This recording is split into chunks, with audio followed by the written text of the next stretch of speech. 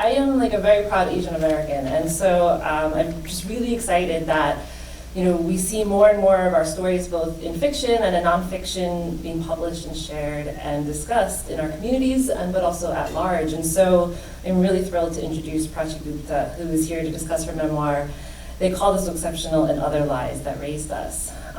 Now, for those of you who are familiar with the book, somewhat ironically, I'm going to tell you all about her accomplishments before we begin our discussion tonight. So Prachi covered the 2016 election for Cosmopolitan, where she set the standard for interviews with Ivanka Trump. If you have not seen this or read this, you need to definitely Google this after, because it is wild and phenomenal. It's great. She interviewed former First Lady Michelle Obama and traveled to Jordan to report on the refugee crisis. She has also written for many, many publications: The Atlantic, The Washington Post Magazine, Salon, Elle, and Harper's Bazaar, to name a few. Her reporting on data privacy and discrimination for Marie Claire was included in 2021's Best American Magazine Writing. She was a senior reporter at Jezebel, which is, for those of you not familiar, a feminist publication with a lot of political and cultural commentary. And in 2019 and 2020, she won several awards and accolades for her investigative essay, Stories About My Brother, which this memoir was really kind of born out of. So please join me in welcoming author Prachi Gupta. Hi everyone, thank you so much for being here. I'm going to read a few pages from the prologue of my memoir, They Called Us Exceptional and Other Lies That Raised Us. And this memoir is written as a letter to my mom, so anytime I say you, I'm referring directly to my mom. And just for some background, in the prologue, really, I'm explaining a little bit about which we'll talk about in a second, but the model minority myth and this idea of exceptionalism that many immigrants, the standard that many immigrants are held up to. So I'm explaining to my mom basically why I had to write this book. I had planned to write my story as a novel. I wanted to mask our identities, but preserve the message to challenge the powerful binaries about success, identity, and culture that defined my life without hurting you and Papa. But after everything that's happened to us, fictionalizing our lives felt like an act of cowardice. To turn what was true into what could be turned us into a parable, erasing real people who struggled with real issues.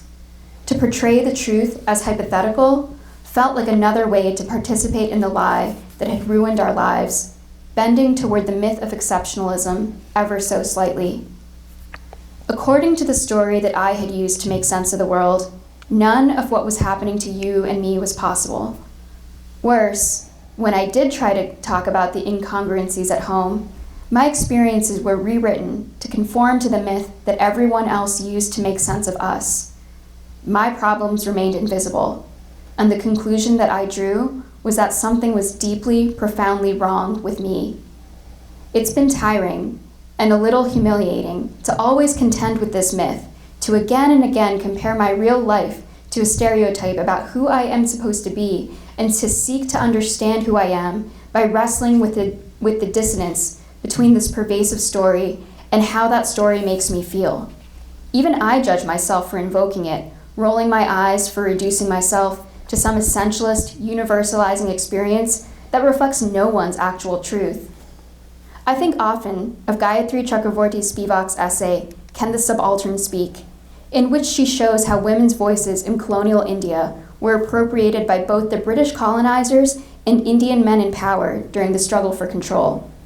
Spivak's observations are about oppressed women who've been erased from history entirely, but her insights helped me find a way to articulate my own story and separate it from the myth about who I supposedly am. The British justified colonizing India by drawing attention to the burning of sati, the esoteric Hindu practice of widow self-immolation. Although Europeans had hunted witches and burned the accused alive at the stake, the British used the ritual to cast brown men as barbarians from whom brown women needed saving. The Hindu male upper-class elite reacted to British aggression by insisting that the women wanted to die, pushing an Indian nativist argument, a parody of the nostalgia for lost origins, as Spivak put it. All the while, one never encounters the testimony of the women's voice consciousness. Even when women in colonial India spoke or acted, their words and actions were reinterpreted through the stories of those in power. An Indian woman's act of political protest was rewritten as hysteria, her sense of duty perceived as desire. In this construct, an Indian woman's feelings and expressions were never her own. She experienced her womanhood as pathology. I realized I had struggled to articulate my own story because when I spoke, my words took on meanings I didn't intend. My speech was trapped behind two dueling narratives that claimed to speak for me. The problems between you and me began when I started trying to create context around things that were meant to be forgotten. Our problems began when I started searching for a way to explain everything that felt so inexplicable. Our problems began when I was expected to shrink myself, as you had been forced to do, but instead, I insisted on expanding. I know that by writing this book, I risk appearing ungrateful for the sacrifices of those who came before me, including your own. I risk turning our pain into a spectacle, further dehumanizing us in this white country. But the risks of not saying anything are far greater. We abide by their story because we think that this is how we gain acceptance in America. But we cannibalize our bodies, our spirits, and our minds to feed a hunger that never abates.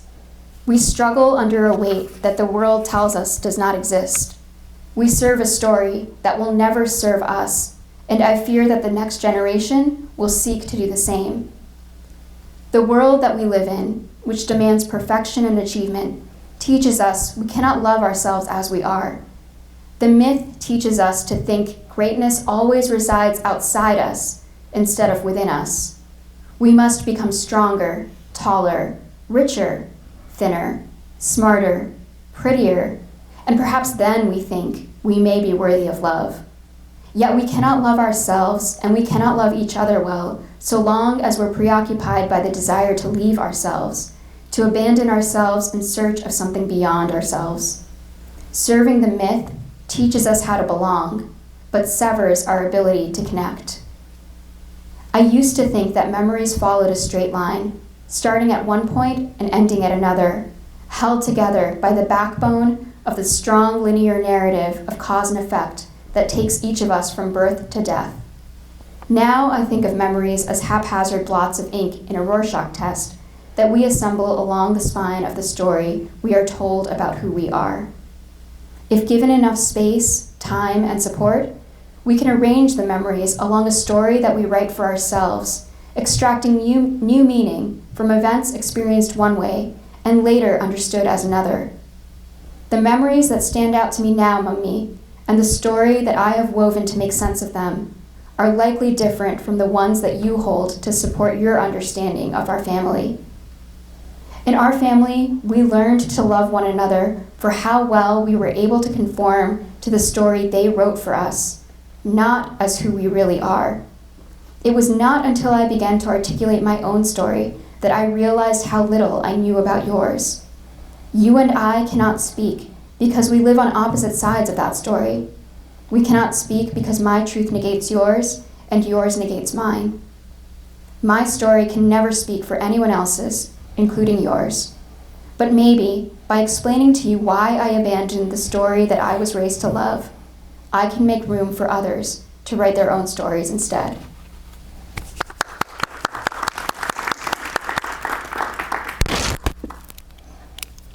Thank you for that.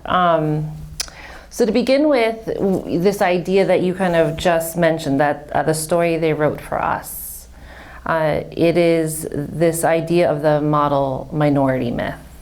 Could you explain for everyone what is the model minority myth, and then how your family seemed to epitomize that, and then at least from the outside, how that seemed to manifest? Yeah.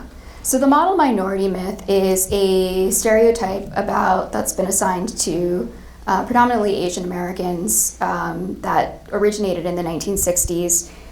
So before the 1960s, in the 1800s, Asians were actually barred from entry. So they were considered the bad immigrants. It was dusky peril and yellow peril. And then there was a racial quota in the early 1900s. So very few, I mean, the numbers increased by like single or double digits. It was per year. It was very, very small. And then in the 1960s, immigration policy changed, and it was a pretty radical change, and that was brought on by partially by the Cold War. But basically, like, America wanted to present itself as a democracy capable of leading the free world, and so they really opened up immigration and said, okay, we're going to allow people from Asia in, and other countries, but people from Asia as well, and they created, some guidelines around that, which prioritized people with skilled labor, with, they were usually from upper middle class or middle class, people with strong family ties. So these traits really began to shape what that group of people looked like in this country. And from that came the model minority myth, which is this stereotype that takes those traits and says, this is now all of who you are and all of who you can be. So the stereotype, I think probably many people in this room are familiar with the stereotype already, which was this perception that Asians are innately hardworking. There's something ethnic and cultural and almost hard-coded in our DNA about interest in science and math and just being hardworking, and it's a very flattening story, but it's also one that on its surface sounds like it would be almost a positive thing, because you're positioning this group of people as quote-unquote good immigrants. And of course this story is damaging not just towards Asian Americans, but it was used to really create and pit communities of color against each other, specifically like pitting Black Americans and Asian Americans against each other, because it was a way to say, well, look at this group of people, they're able to succeed, and using that against Black America. And so it kept the status quo in place. And this is a history that's often not really taught in schools. And so growing up, I did not know any of this history. All I knew were the racial stereotypes. I didn't even know the term model minority. I just knew that I was treated like one, and I was expected to behave like one, and I did not know why. And I didn't know why my community looked the way it did, which it kind of conformed to the stereotype, which felt very shameful, because then I thought this story was all of who we are, because all the people who looked like me and who talked like me also fit this stereotype. So I saw it as my truth. What I didn't realize is that immigration policy shaped all of that. And I didn't know that, so I didn't know that I could be more than that. So the other problem with this myth, aside from the way that it pits communities of color against each other, is that the people who are labeled as quote-unquote good immigrants, we are under so much pressure to live up to this image, because we see that if we don't, then we're suddenly going to lose whatever status we do have. So it becomes a survival strategy to try to belong, but then you hide anything, or you downplay anything that could damage that sort of reputation. So then the dark side is, if you have any trauma, if you have any kind of struggles or hardship, it forces you to hide them. And then other groups, Asian Americans are such a broad group of people, and there's a huge economic divide. I think Asian Americans have actually the largest economic divide of any ethnic group, but the model minority myth makes it seem as if everyone is just super successful, and it erases the realities of a majority of Asian Americans who don't fit in with this mold at all, and cannot. So. Yeah, I mean, so for your specific family, your parents, and how did they model that? How did they buy into that idea, and kind of what was some of the harm that was caused being raised in that kind of environment? Yeah, so in my family, my grandparents emigrated from India to Canada, And then my dad grew up in Canada in the 1960s, so he was really part of that first wave after that major immigration haul, which also happened in Canada. And then he went back to India to marry my mom, and they raised my brother and I. And for us, for my grandfather, so my grandfather grew up in poverty, and his way out was really education and becoming, very ambitious and very successful, and that was how he ended up being able to go to college on a scholarship, because he couldn't afford to go to college. And then that was eventually, that same impulse brought him to Canada, that ambition. And it didn't really turn out for him here the way that he thought it would, but I think my dad sort of saw that, and for him, success was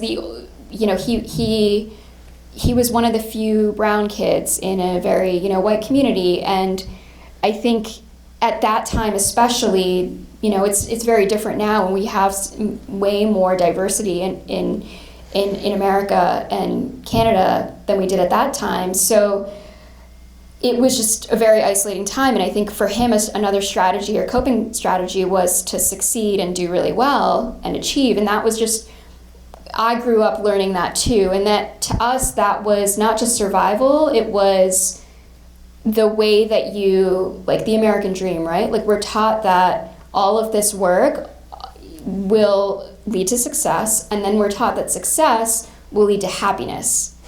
And in my generation, what I got to see was, I think I was the one who really benefited from the hard work of, my dad and my grandfather. But what I saw is that behind all that success, everyone was miserable.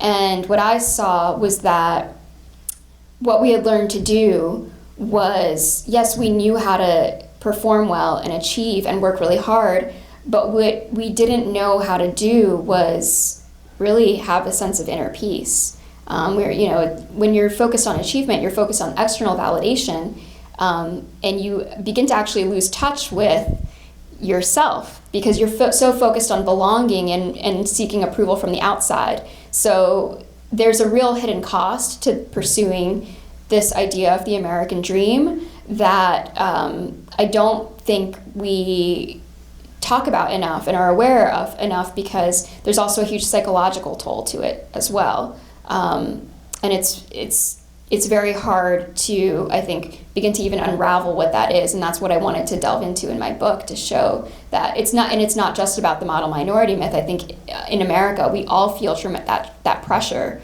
living under like a hyper-capitalist society, and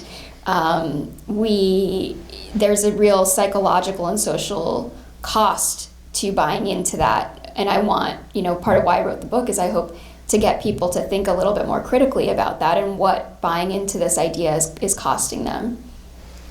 Yeah, that psychological toll has real consequences. And, your essay, Stories About My Brother, was written in response to processing the death of your brother, Yash. Can you talk about that choice to write that piece? And it was in 2019? Yes. Yeah. And like how that choice to write that piece and publish that, and then the process, then how it became into this full memoir. Yeah, so in 2017, my brother Yash died, and at the time of his death, we had actually been estranged for 2 years. But Yash and I were only 18 months apart, and for most of my life, we had been best friends, and we were very, very, very close. And at the time of his death, I wrote for Jezebel, I'm a feminist, and Yash was pretty far into the men's rights, red pill movement, which I don't know how many of you are familiar with that, but it's basically,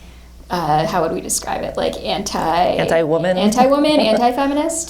So we were really on opposite sides of the spectrum, and that created a lot of conflict between us that we really were not able to resolve, and it is what led to our estrangement. And so when he died, he just left behind a lot of mysteries. I didn't know who that person was, and I didn't understand how two siblings who loved each other as much as we did could have gotten to this point. And I think to make peace with the fact that he was gone, I had to begin to try to understand how this had happened and how he had died and why he made the decisions that he made. I knew that wasn't going to bring my brother back to life, but I felt like at least if I could learn from that, then maybe I could find something in his death to make the world a little bit better and find some lesson in there that could help other people resolve the kind of pain that he had been dealing with. So that investigation basically is what led me to ultimately writing this book, because when I started reporting and researching who he had become and who he was, I discovered that he really had this deep unresolved pain from boyhood. So my brother was so successful he was a millionaire by the time he died. And what I realized was that his success actually amplified his pain, because he thought the thing that was supposed to make him happy, when it didn't make him happy, it was he went and tried to be even more successfof, and then he still felt the same way about himself, as he had pretty severe body image issues. And none of the money, the wealth, nothing, it didn't resolve any of that. And so my essay turned into an exploration on masculinity, South Asian masculinity, and mental health, and the intersection of basically how all of these things shaped his persona and the pain and the thing that really disturbed me was that he never felt like he could talk to me about it. We didn't know how to talk to each other about the pain that we both felt that came from the same forces, but we experienced them in very different ways because he was a man and I was a woman. And even though we were so close, we just didn't know how to talk about that. And instead of being able to find a way to let that be a way to come together, it split us apart. And I wanted to write something that could help other families resolve conflicts like that, to show them that there are these forces in the world that are not actually capitalism, white supremacy, patriarchy. And without using all those heavy academic terms, I wanted to show how these forces show up in our daily lives and in our relationships, and teach us how to divest from ourselves and what they take from us, and then how to take power back from those systems.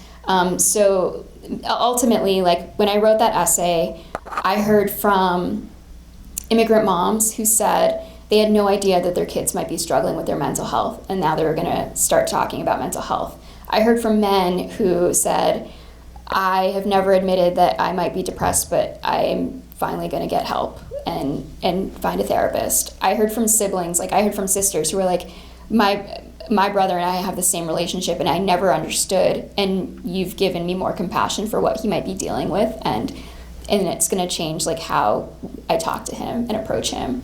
So when I realized that, that's when I was okay, I thought I was maybe the only one, but our family is not the only family who's dealing with these issues. I think a lot of us are, but we don't know how to talk about it because it's so stigmatized and it's so complex. And that's when I realized I had to tell my full story and write this book. Yeah, I mean, and it's incredible. You really lay it out to bear. And what I appreciated as a reader is that you are telling this deeply personal story, but you have added the research, you've done the research, and you're adding that, and you are referencing it, and you're giving context to these larger issues that have an influence over all of that. So you mentioned a bunch. I put in here immigration history and post-colonial theory and the sexism, and how all of that just, you were able to add that to your memoir, your narrative, and it didn't distract, it just actually added to helping everyone, as myself as a reader, understand just how pervasive that is in our lives. So how did that process happen for you? When did it happen that you began to kind of unpack your own experiences, your brother's experiences through research, and then ultimately writing these pieces? Yeah, so I've always, I think, been interested in understanding, I've covered politics for 10 years before I wrote this book, and been a journalist for 10 years and covered politics for most of that time. And so one thing in my political reporting that I always really enjoyed is just trying to understand how like how policy comes to be and how culture is so much of culture and so much of what we assume to be true is shaped by people in power. And then also, what are the stories that we as a society tell to uphold systems of power? Because so much of power is enforced through storytelling and through stories. And stories also are so powerful because they have, I think there's power in telling your story because it also challenges that. So I've always been interested in that idea, and I always have believed that like the personal is a political and the political is a personal. So for me, like I actually, like even though I identify as a feminist and wrote as a feminist magazine, like I had barely ever read any feminist literature, and I wasn't a feminist until like my mid to late 20s, and I was kind of learning as I went along. Like it was all coming from this like very sort of natural place of like asking questions about why can I not fit into the world that I actually want to fit into, rather than why is the world like, it didn't come from a place of anger. Like it almost came from this place of like love, of like, I really want to belong here, but I just can't seem to, and why is that? And so it was always these questions that then would open up all of, basically it would always lead me to research, like the Spivak that I quoted, or so it was always questions that came from a very personal place.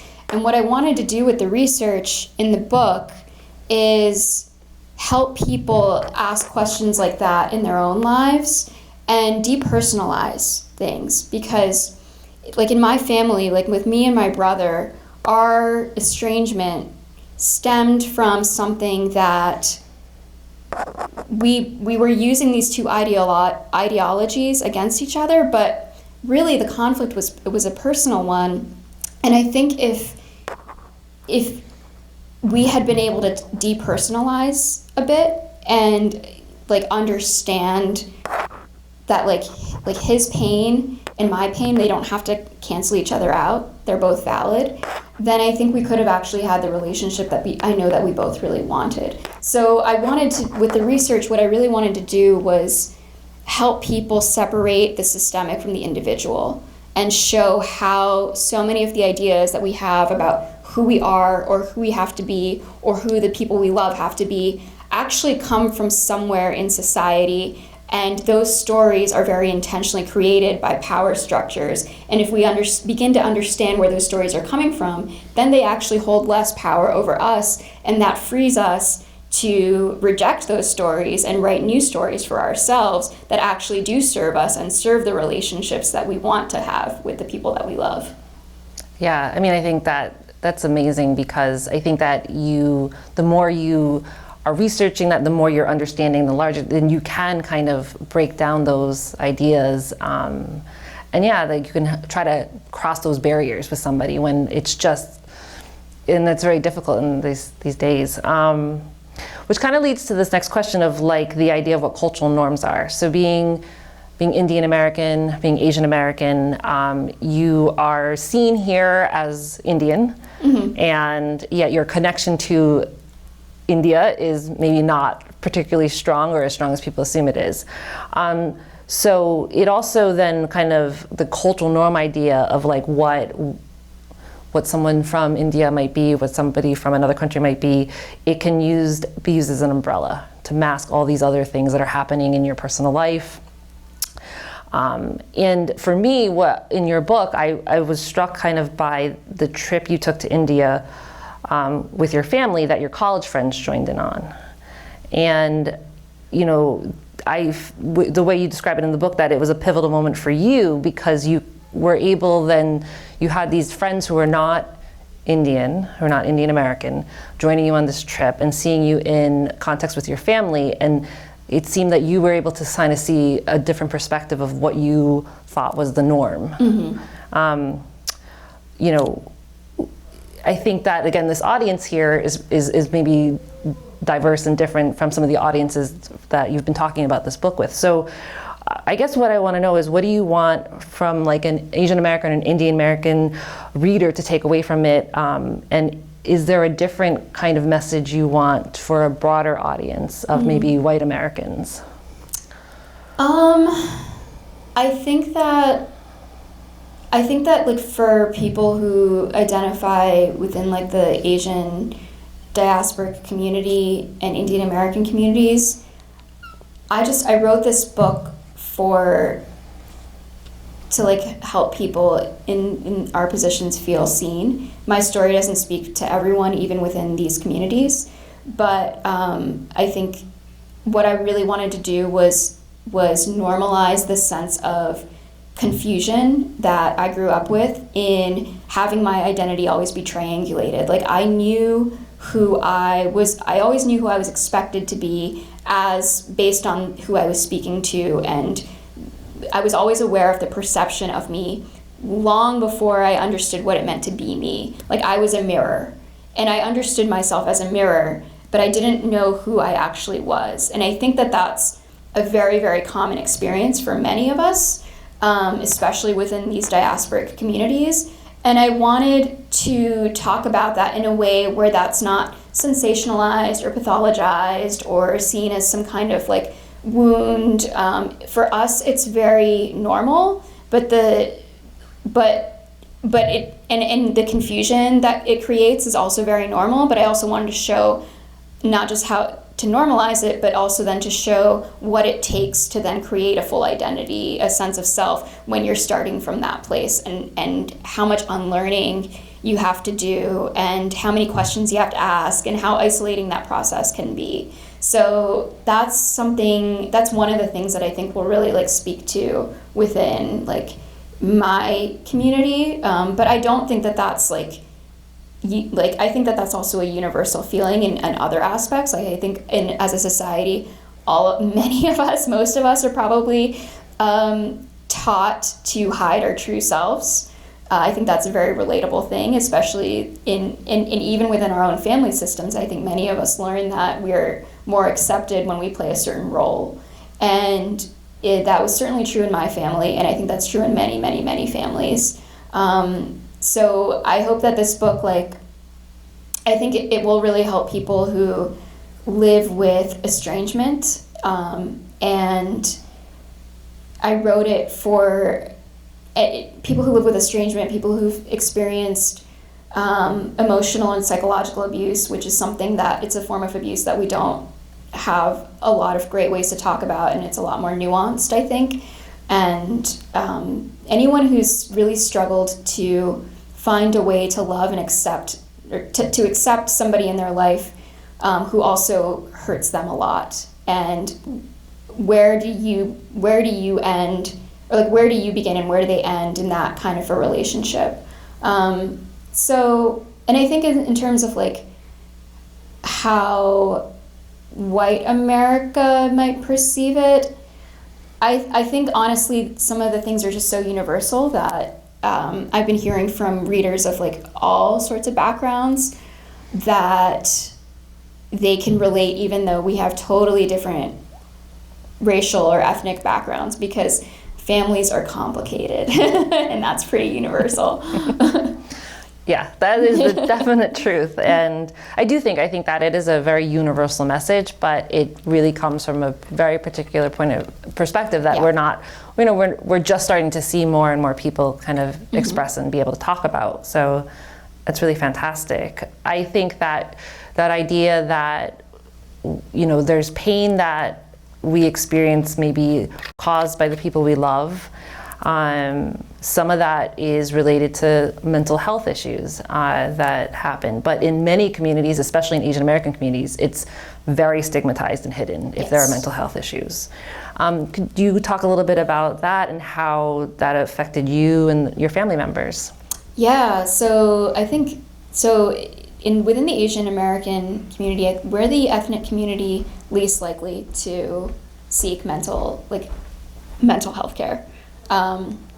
And the reason for the stigma is so complex, and there's so many. I mean, one is just that for a lot of immigrant communities, it's just not safe to access mental health. It can signal that, you don't fit into that good immigrant role. There's also a lot of warranted skepticism around like mental health, and one of the things that like I talk about in my book is that, you know, we often talk about how therapy is just like this cure-all, like, oh, if you have a problem, go to therapy, like, but therapy will not necessarily solve your problems, especially if you're seeing somebody who's not right for you, can actually make things much worse, because you're so vulnerable in this space. You're opening yourself up to somebody, and if they don't actually understand you or your culture, or have a perception of you and your culture that is flattening and enforcing stereotypes, then it actually becomes a space where of violence, really of psychological violence, where you're betrayed. You know, you're learning how to not trust yourself.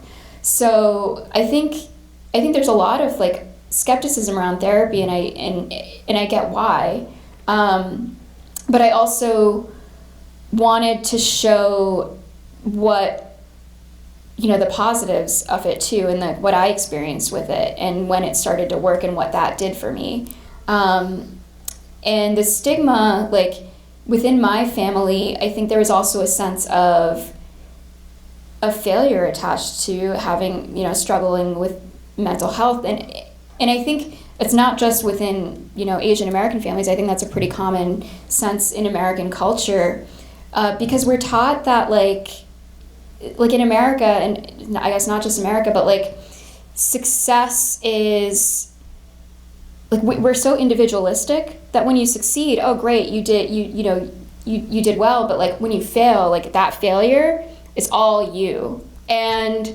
so mental health in this country, it's so divorced from the larger system. It's such an individual, it's seen as like an individual's problem, but it doesn't take into consideration that like so many of us are working in a system that doesn't actually support our well-being, and we're doing the best that we can to adapt to a maladaptive, to a system that is so flawed and broken. So it's actually not the individual that's broken, it's the system, and the individual is responding to the system, but it's the individual that's getting stigmatized for it, not the system that's getting indicted. And so I wanted to show how that plays out and how that works, and to give people power back to saying, like, you know, mental health is not we should not be stigmatizing it. It's also the system that we live in is really messed up, and that's what's causing a lot of damage. And so seeking support from somebody who can see that and understands your own cultural background and the traumas that you have carried and that's been passed down in your family can help you begin to unpack that. That's how you can get your power, you know, one way to get your power back. So like success, money, or just therapy in general won't necessarily make me happy. Like. I mean, I don't. They definitely do help. All of those things do help a lot. Like, but yeah, no. I mean, it's really complex. More than that, right? Happiness is this elusive thing that we are always trying to chase, and there's these ways that society tells us how to achieve that aren't realistic. Yeah, I think of it more as a sense of calm, as like inner peace, as like I don't have the expectation to always be happy. I mean, so my therapist is Buddhist, and she brings a lot of Buddhist philosophy into therapy. So I've learned a lot about like acceptance and you know, experiencing all the emotions, happiness and sadness, and sitting with that. But like, I don't think of happiness as necessarily the goal. I think of like a sense of calm and sense of like, okay, even if you always know how to ground yourself, and you're in kind of in alignment, you're centered, and you feel connected. Like to me, therapy, like I used to view therapy as the place you go to like fix something that's broken, and now I look at therapy as the place where I learned how to take care and cultivate the kind of love that I want to give and receive in the world. That's beautiful. Oh. My last question before we open it up to the audience is that this book is written as a letter to your mother as you began reading, and it's really very authentic, and it's very effective in kind of establishing that emotional thread and connection throughout the memoir. So the last question is, why choose to write to her? Yeah, so after my brother died, the thing that I wanted to do the most was reconnect with my parents, because we had been on and off estranged for like 6 years at that point. And the thing is that I couldn't just like call her up and talk to her and resume having a relationship, because we had 6 years of like things that had gone buried, and honestly longer than that. And I was thinking about mortality a lot. I was thinking about like what happens if she dies or I die and I don't get a chance to tell her these things and share who I really am with her. And so I decided that I had to write to her because I didn't know how else to reach her. And I wanted to explain to her, like I wanted her to know how much I love her, and I wanted her to know that the distance between us is not a reflection of how much I love her. And I wanted to explain to her why that distance is there and why that I can't be the daughter that she needed me to be. Yeah, well, it's just a phenomenal memoir. I want to open it up for questions, so that would be fine. Who would like to ask a question? Don't be shy. Okay. I'll start with the back. There you go. Thanks very much. Expanding on what you just said, that this beautiful epistolary letter to your mother, what's your relationship like now? Number one question that I always get, and very logical question to ask. Also the question I always deflect on, because I really wanted to write a book about what it's like to live with ongoing estrangement, where most stories about estrangement are focused on either reconciliation or there's some type of closure, like whether it's the death of a parent or whether there is that reconciliation and coming back together, and you can look at the relationship in the past knowing that things have been resolved. But the reality of estrangement for many of us who live with it is that we don't get that kind of closure in our lives with the people that we love. And it's deeply, deeply stigmatized. Estrangement is actually, it's so common. Almost 1 in 3 Americans live with estrangement are currently estranged from a close family member, and 1 in 4, no, I got it reversed. So 1 in 4 are currently estranged, and 1 in 3 will experience it like at some point in their life. Maybe I got those reversed. Anyway, but it's so stigmatized despite it being so common, because there's so much shame in the idea that like this person that you love, like you can't get along with them. And it feels like a personal failure when you can't get along with somebody that you love more than anybody. And I certainly felt that way for a long time. I felt like a failure because I couldn't get along with the people that I loved the most. And these weren't like small superficial differences. It was about like safety and livelihood. And I think it is for many people who live with estrangement. And so I wanted to write something that was honest about what that feels like and what it is to live with that uncertainty and what it means to make choices for your own self-preservation, and how that can actually be that is an act of love for oneself. And it is also it is the most loving thing that you can do in those situations for everybody involved. And I wanted to kind of flip the script in how we talk about estrangement. And so I don't answer that question directly because I want people to focus on the uncertainty and the not knowing, and have to sit with that and the uncomfort in that, and then just know, or the discomfort in that, and how that is how so many of us actually experience estrangement, and we just never know what's going to happen. We have to find a way to come to terms with it and accept things as they are, and live with the fact that we can't change the people we love. We can only change how we respond to the situation. And I do think that sometimes the most loving thing that we can do is to choose ourselves in those situations. Well,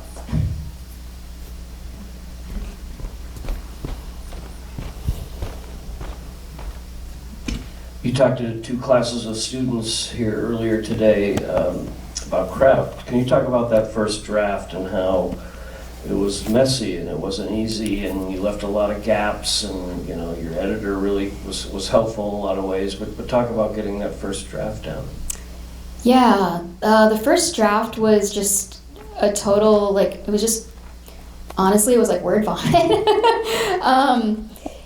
So I wrote in a way that I have never written before. I didn't really know what I was doing, to be totally honest. I am a reporter, and I'm used to filing stories, and I know how to write a reported essay. I know how to write a, 5,000 word piece but this, I've never done anything like this before. And I was learning really for the first time, about myself as a writer by undertaking all of this. And my first draft that I sent to my editor was honestly, it was just me doing a brain dump of every single thought that I had and putting it on the page. There were pages that were just phrases, or I would have a sentence here, a sentence there, narrative, and then I would write in all caps, I have no idea what I'm saying here. This is just filler, but I promise you I will have something better than this in the next draft, and then closing it, and then next sentence. And that was actually really, really important for the writing process, because what I had to do was I had so many sort of self-defeating thoughts in my head about that were holding me back, that who's gonna read this? Why would anyone care? I'm not a good writer. This is dumb. This thought is bad. And what I had to do was kind of bulldoze through all of those thoughts to get to what I actually wanted to say. But I couldn't do that if I kept censoring myself. So I had to literally just write every single thing that came out in the process to break down those barriers of ego to get to the true self. And then once I did this massive brain dump, things did start flowing a lot more. And then each process got a little cleaner, a little clearer. Then I began to be more playful and ask myself questions and be curious and wonder, and I'd go down rabbit holes for research, and that would lead to oh, okay, there's this story that I wanted to tell, and and then I would start making connections and moving things around. So it was a very iterative process. It was not at all streamlined. It was not linear. There was no real outline. There were stories that I knew I had to tell. There was the message I wanted to get across. And there were just a lot of questions that I needed to answer. And it was really the questions that drove everything in the draft and really in the book. It was the questions that I didn't know, and I didn't always know how I was going to answer them. But it was the questions that drove the entire book. And I was kind of answering them on the page. And it was me wrestling with that and getting myself to a place where I felt safe enough to wrestle with that and block out those thoughts that this is stupid, that you're being, no one's going to read this and no one cares. Any other question? Or I'll give the microphone back to Heather and she can wrap up with a question or two. Oh, we have another guy. It's a short question, I promise. I just wanted to ask as a follow-up to that, how long did it take from the first draft to the final draft? Yeah, so I was given a little over a year, a year and a half almost, to write the book. So that's how long it took. I would have loved a little bit more time, I think. But towards the end, I definitely started realizing that I was starting to really nitpick and drive myself a little crazy. And that's when I was okay, it's better for my mental health to stop doing this. It's probably not going to get much better at this point. Do you want to wrap up with a question? Sure. I think I'll end with this. I know that you're still out there talking about this book and promoting it. What is your next project you're thinking about? Oh man, I wish I had a better answer for you. Because I'm not really thinking about a next project. I feel this took so much out of me that I don't think, I feel I only work with really big ideas and big projects. So I don't think I'm really ready yet to like synthesize something new. So I think there are thoughts in my head and themes and ideas that are just sort of percolating, and I really hope that, you know, in another couple of months or a year or something, like they'll coalesce into something more coherent and I'll have that next project or idea. But I think right now, like my main focus is just really talking about mental health and drawing these parallels to our achievement culture and how that is affecting us and our families. So right now my focus is just on that message. Well, I have to say again, thank you for sharing your story, for writing this incredible memoir. Thank you for being here at the University of Albany. So if we could give a round of applause and